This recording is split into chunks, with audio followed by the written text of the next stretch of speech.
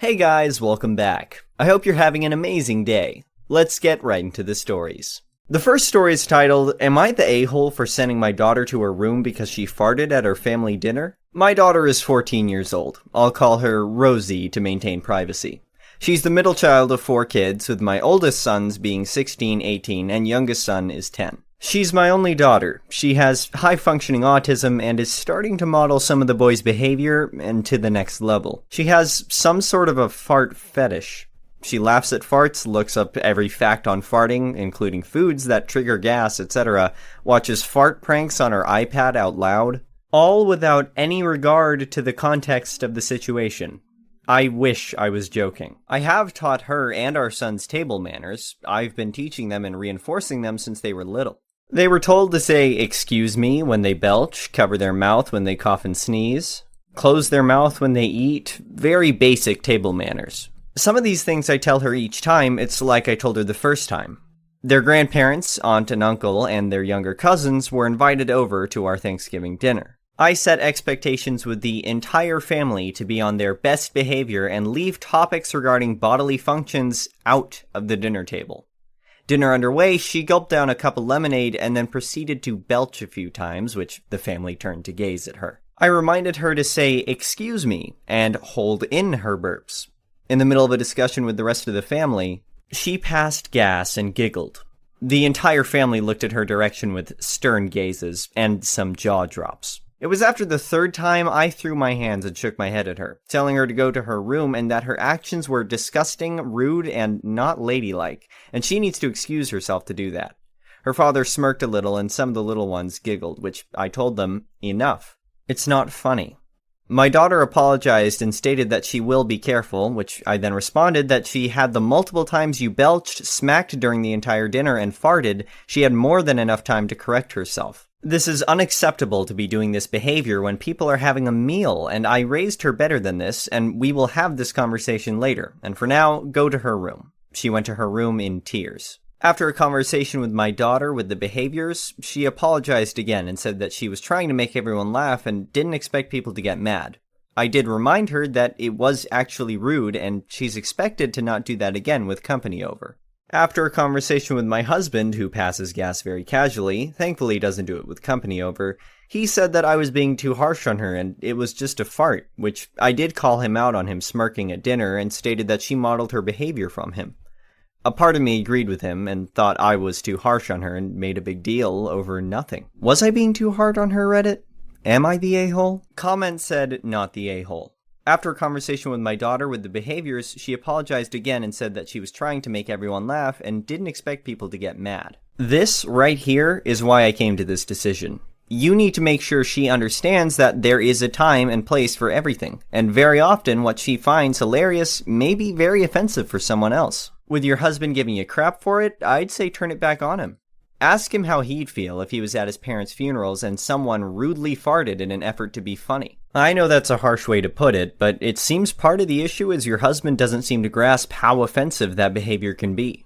Another comment said, not the a-hole. Some people think farts are funny, some don't. In my opinion, it is never funny to fart, or hear, or smell a fart when at a dining table. So, I don't think you are the a-hole for telling her to stop and sending her away from the table, because, as you pointed out, she had numerous chances to contain her belches, but she didn't, and she chose to up the ante and fart to get attention. Pure and simple. And by calling her out like you did, it has her attention. Negative attention, but attention nonetheless.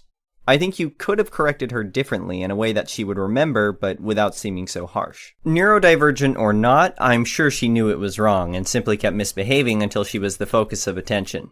You also need to get your husband on board to model appropriate behavior, since she seems to be following in his farting footsteps, and even if he conforms, he needs to not smirk or laugh at all, because that encourages her misbehavior. The next story is titled, Am I the a-hole for telling my fiancé's family that he's unemployed after they kept implying that I was a gold digger? So, my fiancé, M, 33, comes from a well-off family. I, F, 29, come from a working-class family. My fiancé's family are nice, but they can't help throwing comments at me about how I might be a gold digger. For example, if he buys me something, they'll go, "Oh, Jason bought you that?" You know what this looks like, right? And or, "Wait, Jason paid for this? Only gold diggers make their partners pay for stuff all the time. Just saying. It's so demeaning, and my fiancé does nothing to stop it. Especially now that he's in a bad place in life after he lost his job. And since he's keeping it secret then, I'm the one paying for everything. This has been going on for 4 months. Last week, his parents invited us for dinner, and he insisted that we go, so we went. At the dinner table, his mom grabbed my hand, literally while I was eating, and looked at my bracelet and went, "Oh, this bracelet looks really nice. Did Jason pay for it?" I nodded and reminded her that he bought it for me as a birthday gift last year. She was like, wonder how much it costs. She then leaned back and said, I remember when my brother was dating this gold digger woman. She'd receive expensive stuff like this, pointing at the bracelet here for her birthdays. I was stunned. I cut her off and asked if she meant to say that I was a gold digger. She threw her hands up and went, if the shoe fits, while laughing awkwardly. Silence took over. I looked at my fiancé and he shook his head at me like, "What?" I snapped. I told her it was bold of her to imply I was a gold digger when I'm literally providing for her unemployed son, have been for 4 months now. They all looked shocked. She glanced at me in shock, and his dad asked if it was true, and my fiancé just froze but looked so angry. An argument ensued, and dinner was cut short, and we had to leave after they started berating him. He had a rage fit in the car, just yelling and lashing at me. In my defense, I said that he sat by and let his mom continually imply that I was a gold digger, but he said that they never outright called me a gold digger, so it was all in my head.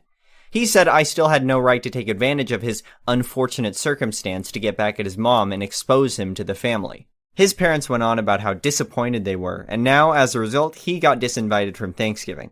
He blew up at me because of it this morning and kept saying I screwed him over so badly when he was just an innocent bystander. Comments said, "Not the a-hole. I think you should uninvite your fiancé from your wedding.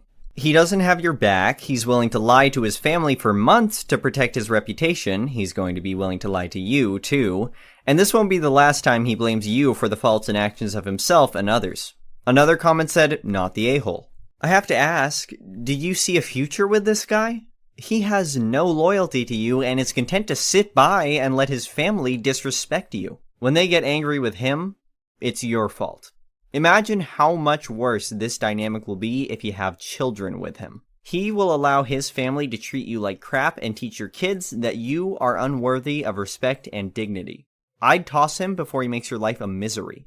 The next story is titled, "Am I the a-hole for telling my mother that she and her step-grandchildren are not part of my family and are not owed money?" My mother had me with a sperm donor. He was someone she knew who was willing to let her have a child to raise herself. When I was 12, Mom met her husband. Her husband had a 17-year-old daughter at the time. Her husband and his daughter were dicks, and Mom threw me in the deep end, and she thought I'd see this dude as my dad because I never had one before. Even at 12. I knew a guy who commented on how I didn't smile like a girl should, and who commented on my weird interests for a girl was never going to be worthy of being called my parent, let alone my dad. His daughter taunted me for having no dad, and for not being cute enough when my donor didn't fall in love with me and decide to be my dad. I asked her if she understood what a sperm donor was. She told me someone who makes freaks.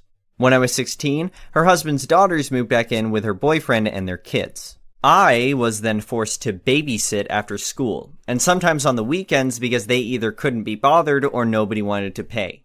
I did the bare minimum of babysitting, and I did not grow attached to those children in the townish years I babysat them.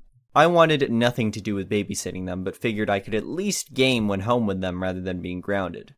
I moved out and cut my mom off because she chose a husband who was a dick to me and kept me around him and his daughter who was also a dick to me. I have nothing to do with any of them. A few months ago, my sperm donor died and I learned he left all his assets to me. It was a lot of money, and a house that I sold, which got me a lot of money. My mom learned about this via mutual friends, and she reached out and told me how much they have struggled financially since their house burned down 2 years ago.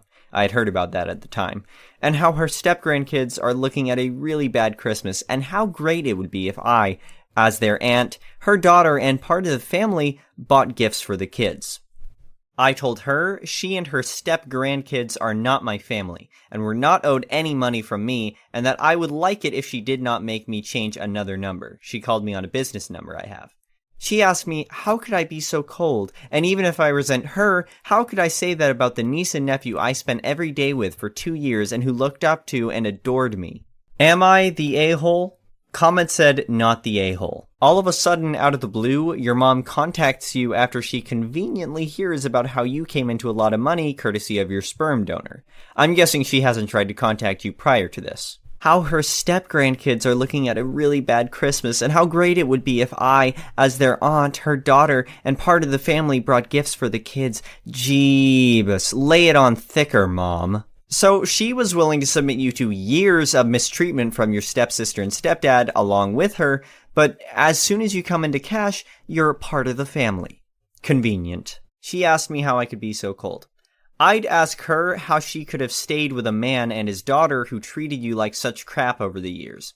How could I say that about the niece and nephew I spent every day with for 2 years? Well, considering you were forced to babysit for them by your family, I think you've given them enough over the years. Maybe total up the cash they saved by having you watch them for your sister and her BF.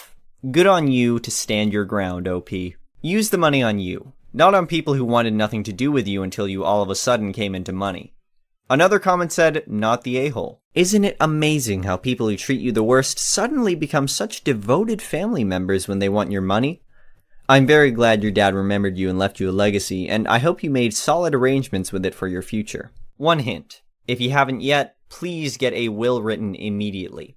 If you don't, your mom may qualify as next of kin and be able to take it all if anything happens to you. Build your own future and family of choice and have a great life.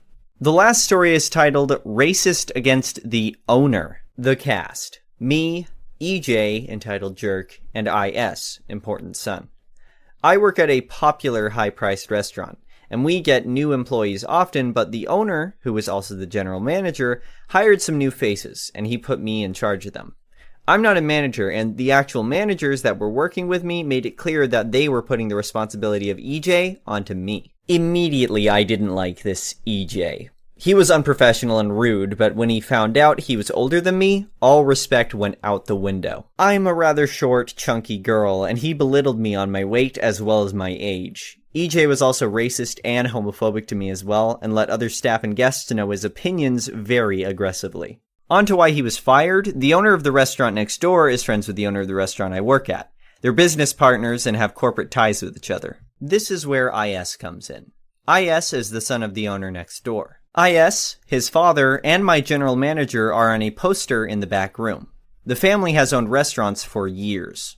I don't know their race, but I know they're from overseas. I don't know where exactly, but I'm assuming Israel. Anyway, they have a thick accent, and sometimes it's hard to understand them the first try.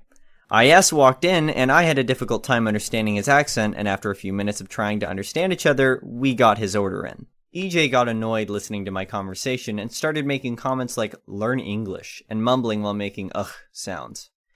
IS heard this and layered on his accent, making it even harder and playing it up while asking EJ questions about our food. EJ was noticeably pissed off and started yelling racist and anti-immigrant things at IS. He ended his rant with, if I was the owner, I'd ban all towel heads like you.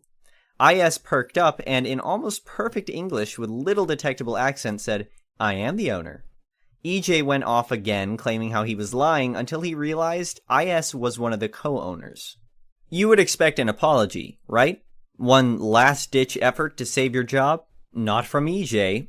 He then claimed that it wasn't fair for IS to be a co-owner because it was taking away a job from Americans. IS smiled very big and asked me to write a witness report while he called my general manager and his dad. The next day, EJ was gone, and I hopefully never have to deal with him again. Thank you for watching. I would really appreciate it if you could like the video and subscribe to our channel if you haven't already. We'll see you.